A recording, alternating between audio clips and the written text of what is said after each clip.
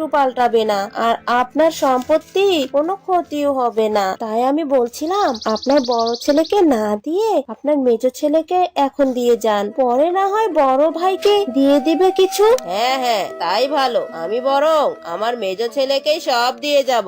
এরপর মেজ বউ তার শাশুড়ির সব সম্পত্তি নিজের নামে লিখে নেয়।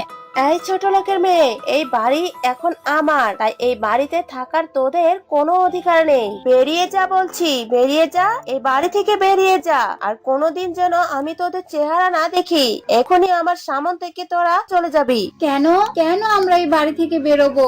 মানছি আমি গরিব ঘরের মেয়ে, আর মা আমাকে পছন্দ করে না, কিন্তু কিন্তু আমি মায়ের বড় বউ। এই বাড়িতে তোমার যতটা অধিকার আছে আমারও ততটা অধিকার আছে।